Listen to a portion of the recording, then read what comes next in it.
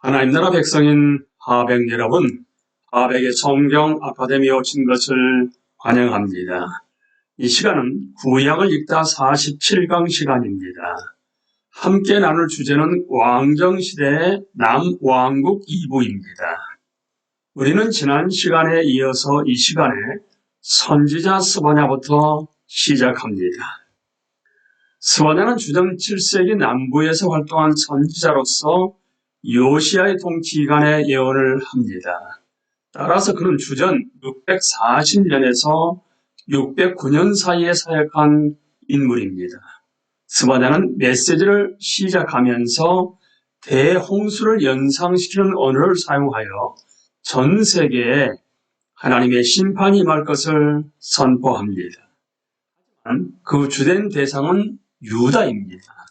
스바냐 선지자는 처음부터 이렇게 말합니다. 내가 유다와 예루살렘의 모든 주민들 위해 손을 펴서 남아있는 바알을 그곳에서 멸절하며 그 말이면 이른과 및 그 제사장들을 아울러 멸절하며 또 지붕에서 하늘의 뭇 별에게 경배하는 자들과 경배하며 여호와께 맹세하면서 말감을 가리키는 맹세하는 자들과 여호와를 배반하고 따르지 아니하는 자들과 여호와를 찾지도 아니하며 구하지도 아니한 자들을 멸절하리라. 이러한 죄를 모두 알던 스바냐 선지자는 하나님의 심판을 여호와의 날로 묘사합니다. 선지자는 그날이 어둡고 캄캄한 날이 될 것이라고 선포합니다. 또한 유다를 패망하게 할 그 심판의 날이 가깝고도 빠르더라고 선언합니다. 스바냐가 여호와 날을 어떻게 묘사하는지 함께 보겠습니다. 그날은 분노의 날이요 환난과 고통의 날이요 황폐와 패망의 날이요 캄캄하고 어두운 날이요 구름과 흑암의 날이요 나팔을 불어 경고하며 견고한 성읍들을 치며 높은 망대를 치는 날이로다. 내가 사람들에게 고난을 내려 맹인같이 행하게 하리니 이는 그들이 나 여호와께 범죄하였습니다. 또 그들의 피는 쏟아져서 티끌같이 되며 그들의 살은 분포같이 될지라. 선지자들은 보통 미래에 있을 하나님의 심판을 여호와의 날이라고 합니다. 스바냐는 계속해서 폐역하고 더러운 것, 포악한 그 성읍이 화 있을진저. 그가 명령을 듣지 아니하며 교훈을 받지 아니하며 여호와를 의뢰하지 아니하며 자기 하나님에게 가까이 나아가지 아니하는도다라며 예루살렘을 고발합니다. 스바냐는 그 가운데 방백들은 부르짖는 사자요 그의 재판장들은 이튿날까지 남겨두는 것이 없는 저녁 일이요 그의 선지자들은 경솔하고 간사한 사람들이요 그의 제사장들은 성서를 더럽히고 율법을 범하였도다 라고 선포하며 예루살렘의 지도층을 강력하게 비판합니다. 스바냐는 우상 숭배가 만연하고 언약을 지키는 자가 없지만 그 가운데서 계시는 여호와는 의로우시다라고 선포합니다.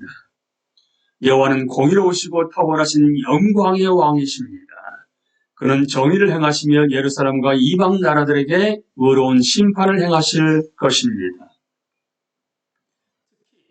하나님의 백성이 몰락하는 것을 즐거워하며 교만하여 스스로 높아진 민족들을 심판하실 것입니다. 하지만 그 심판의 메시지 속에서도 여호와는 백성에게 나를 기다리라고 강권하십니다. 하나님의 구속 계획은 절대로 심판으로 끝나지 않습니다. 하지만 심판은 그 백성을 정결하게 하기 때문에 반드시 필요합니다. 스바냐는 궁극적으로 하나님의 백성이 심판을 받은 후에 회복될 것을 바라보고 있습니다. 시온에 따라 노래할지어다 이스라엘아 기쁘게 부를지어다 예루살렘 따라 전심으로 기뻐하며 즐거워할지어다 여호와가 내 형벌을 제거하였고 내 원수를 쫓아냈으며 이스라엘 왕 여호와가 내 가운데 계시니 내가 다시는 화를 당할까 두려워하지 아니할 것이라. 스바냐는 그날의 여호와가 그의 백성을 지키실 것이라고 선포합니다. 여호와는 기꺼이 그들을 즐거워하실 것입니다. 우리는 특히 스바냐서의 마지막 구절에서 회복이 일어나는 극적인 장면을 목격합니다. 하나님의 임재가 돌아오면서 심판을 받아 포로된 자들도 돌아올 것입니다. 하나님은 자기 백성을 지키시고 그들을 즐거워하실 것입니다. 하나님은 그들을 두고 크게 노래하실 것입니다. 하나님은 저는 자와 쫓겨난 자를 모으시며 그들의 수치를 칭찬으로 바꾸실 것입니다. 이스라엘의 왕이신 여호와가 그들 가운데 거하실 것입니다.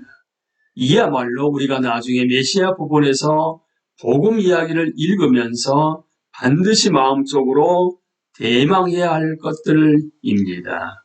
스바냐, 바짝 임박한 주님의 날로 기억할 수 있습니다.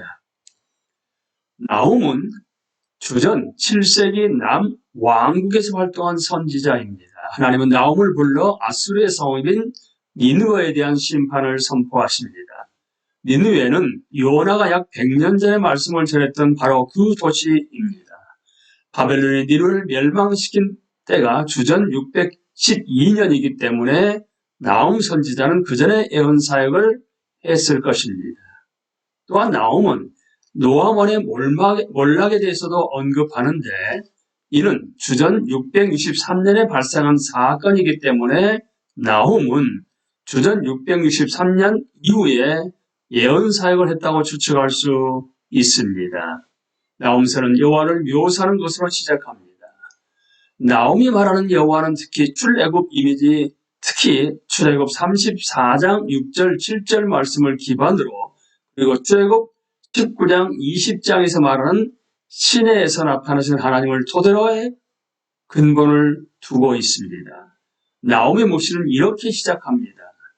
여호와는 질투하시며 보복하시는 하나님이시니라. 여호와는 보복하시며 진노하시되 자기를 거스르는 자에게 여호와는 보복하시며 자기를 대적하는 자에게 진노를 뿜으시며 여호와는 노하기를 더디하시며 권능이 크시며 벌 받을 자를 결코 내버려 두지 아니하시느니라. 누가 능히 그의 분노 앞에 서며 누가 능히 그의 진노를 감당하랴. 그의 진노가 불처럼 쏟아지니 그로 말미암아 바위들이 깨지는도다. 여호와는 선하시며 환난 날의 산성이시라. 그는 자기의 피하는 자들을 아시느니라. 이미 살펴봤듯이 여호와의 선지자들은 이스라엘뿐만 아니라 주위 나라들에 대해서도 심판을 선포합니다.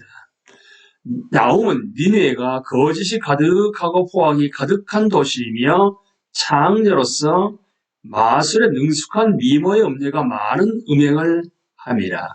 그가 그의 음행으로 여러 나라를 미혹하고 그의 마술로 여러 족속을 미혹하느니라라고 말합니다. 그렇기 때문에 하나님은 자신이 그 도시를 대적하신다고 말씀하십니다. 아수르가 히스기야의 통치 시기에 남왕국을 공격하여 예루살렘을 빼앗아냈던 일을 기억할 것입니다. 게다가 아수르의 사자들은 하나님을 모욕하기까지 했습니다. 하지만 나훔은 이제 하나님이 자신의 적들에게 복수하실 때가 왔다고 선포합니다. 유다는 자신을 괴롭히던 아수르에게서 자유롭게 될 것입니다. 이야말로 나훔이 선포한 위로였습니다. 나훔이라는 이름의 의미도 위로입니다. 하나님이 자기 백성을 구원하는 것은 산 위에 선 전령의 모습으로 묘사됩니다. 볼지어다 아름다운 소식을 알리고 화평을 전하는 자의 발이 산 위에 있도다.